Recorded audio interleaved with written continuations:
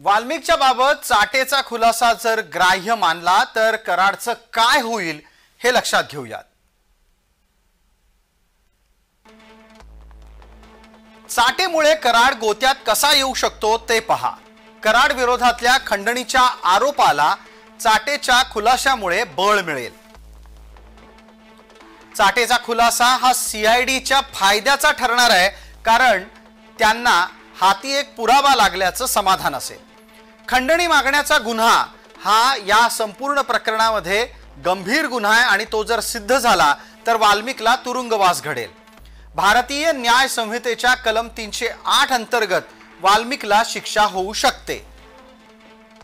वाल्मिक दोषी सिद्ध झाला तर त्याला कमीत कमी 2 वर्ष ते अधिकाधिक 10 वर्षापर्यंतचा तुरुंगवास आणि दंड ठोठावला जाईल।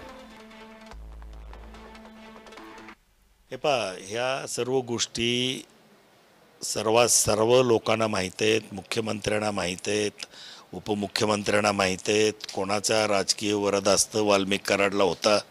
गेले 4 वर्ष बीड जिल्ह्याचे पालकमंत्री असताना धनंजय मुंडेंनी आपले सर्व अधिकार हे वाल्मिक कराडला दिलेले होते।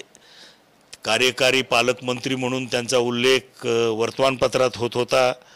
हे सगळं बीड जिल्ह्याने पाहिलेलं आहे आणि हे पक्षश्रेष्ठी नाही, ह्या सगळ्या गोष्टी ज्ञात आहेत। त्याच्यामुळे पक्षश्रेष्ठींच्या पासून काही लपून ठेवलेलं नाही आहे।